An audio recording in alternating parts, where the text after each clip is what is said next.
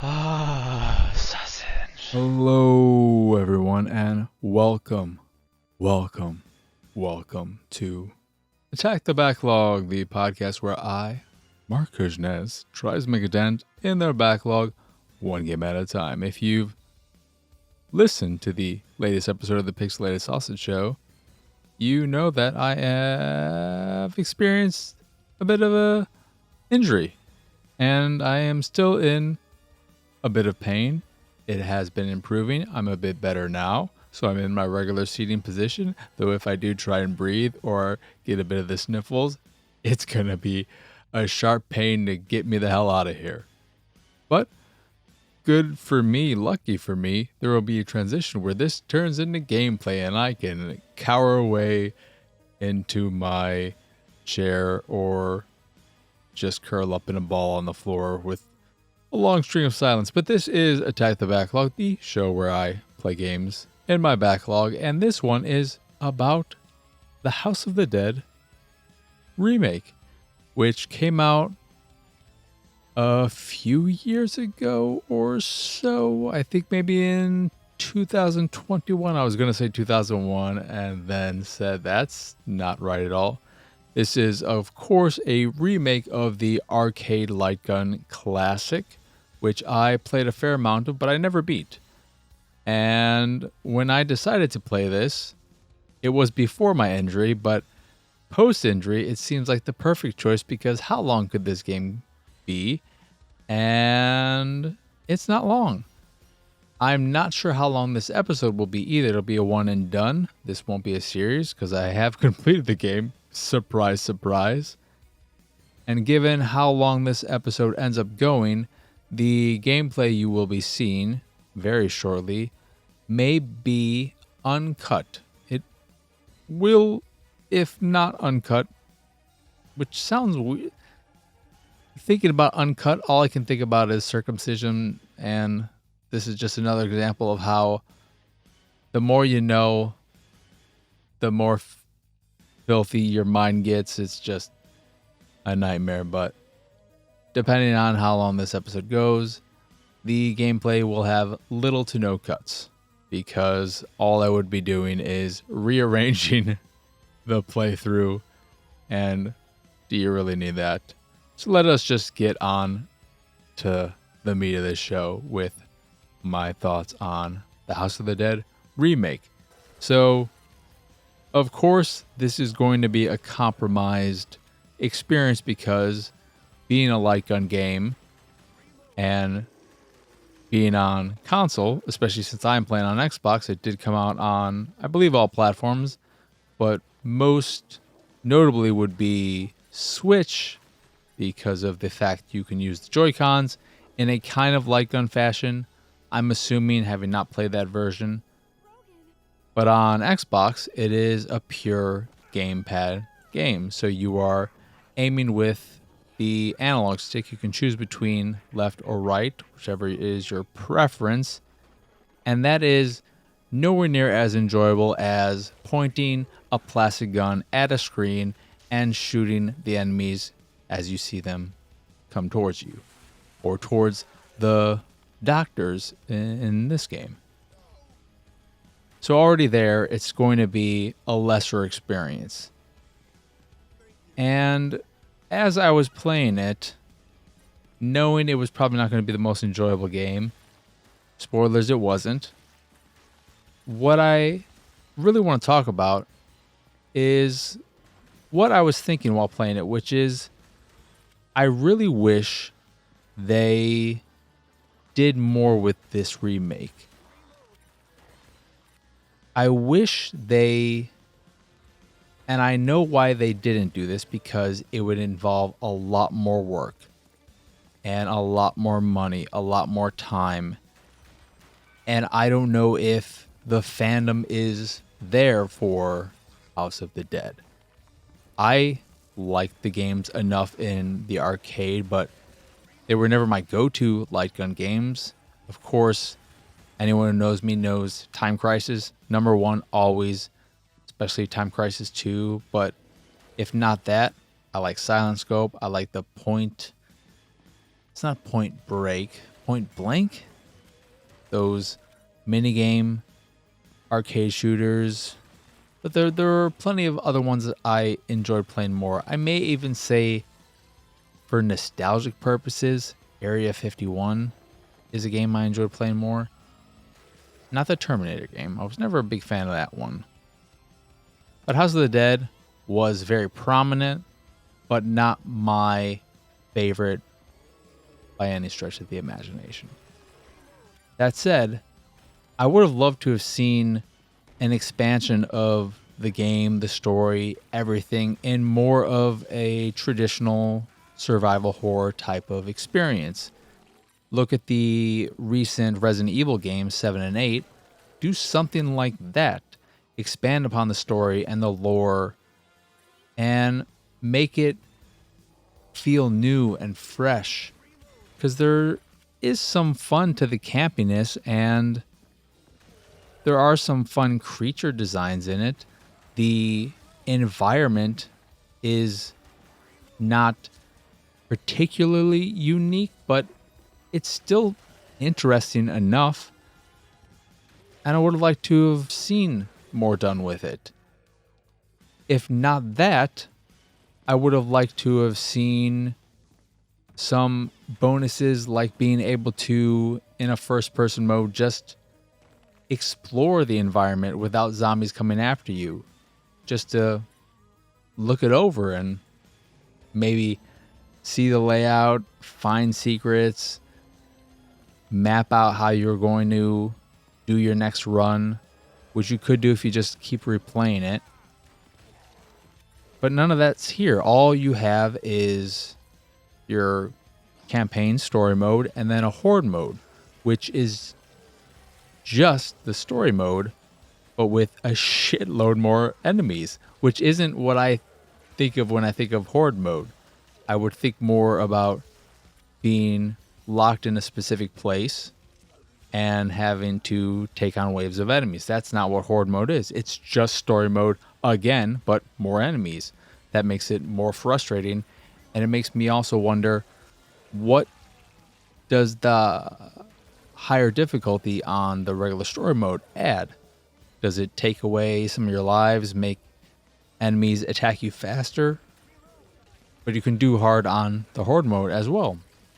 And as I played through it once, almost completing it in one run, you get, I think, 10 credits to make it through the entire game, regardless of what difficulty you play on. I believe there is easy, normal, hard, and I don't know if the highest one was filthy casual, which seems weird to put the easiest at the top. But I almost made it through on all the default settings in roughly 30 minutes. That's about how long it'll take you to get through the story. And once you do that, you can replay it for special unlockables and stuff of that nature, getting a higher score. There is local co-op, but not any kind of online co-op, which is a disappointment. And once you've done that, you've experienced the game. There's nothing really left to do. If this were more of a real remake, or not to say it's not a real remake because it's all new assets, I think. If it was something more like the newer Resident Evil games, the first-person Resident Evil games, and then you had this light gun version of it as an extra you unlocked for completing the game. And I'm not saying that a full-on remake in a more traditional survival horror sense had to be humongous, but making a 3-4 hour game and then you have this as an extra, being able to replay the game in its original form, I think that would have been way more interesting. But again, that would have cost a lot more money, taken a lot more time, involved a lot more voice acting, creating new lore, more story, all of that. But that's not here. And it makes for a fairly hollow experience. And I'm not sure how much this game costs at launch or currently, but it feels very much so like a $20 game max. If this game costs $40, that's a lot to ask for barely any content, especially when your additional mode, your horde mode, is just the story mode with more enemies. It's not new in any way. You don't go down different paths or anything. It's just the same shit.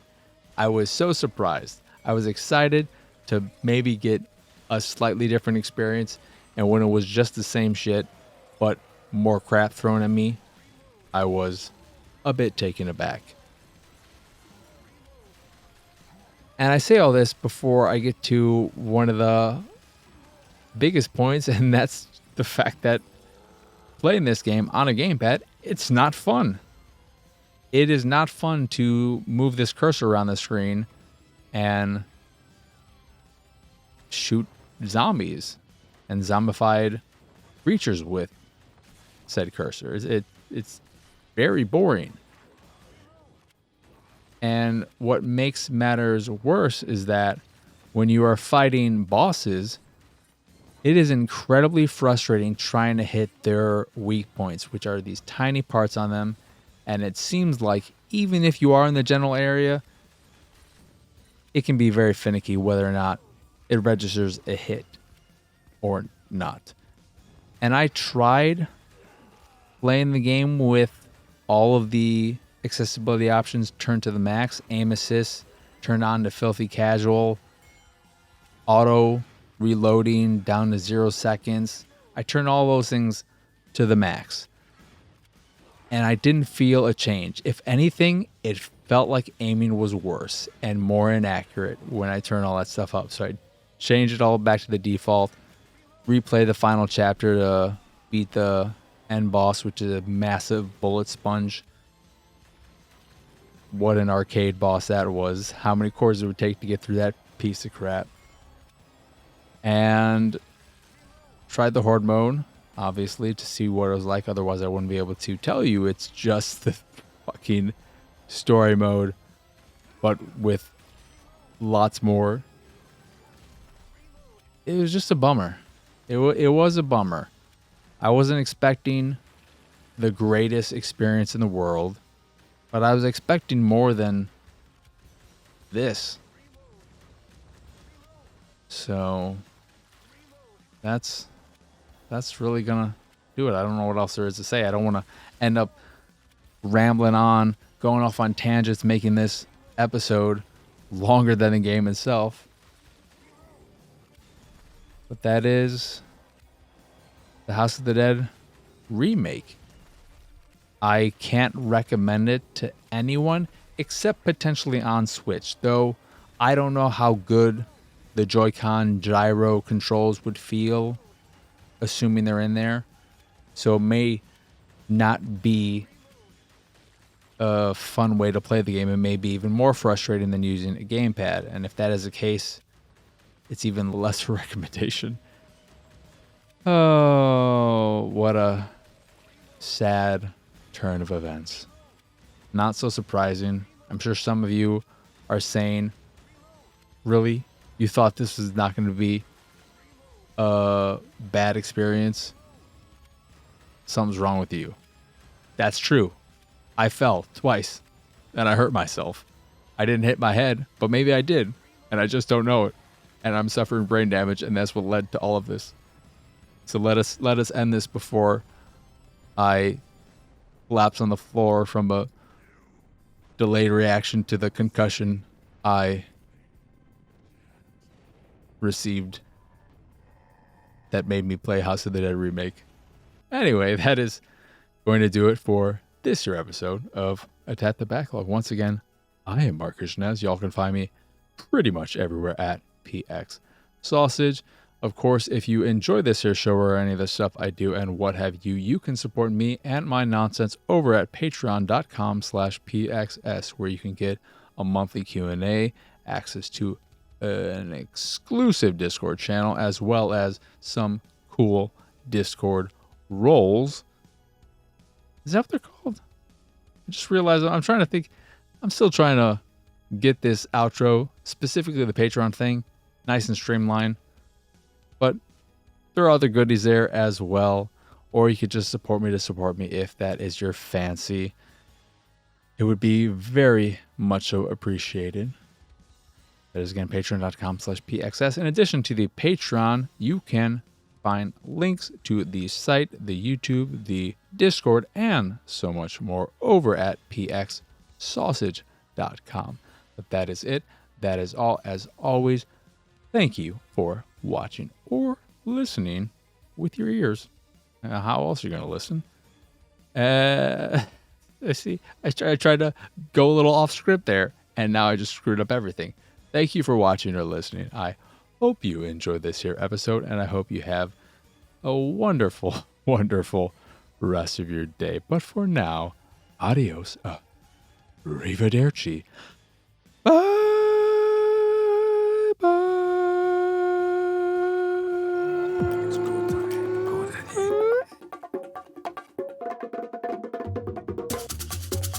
It's go time. Go daddy.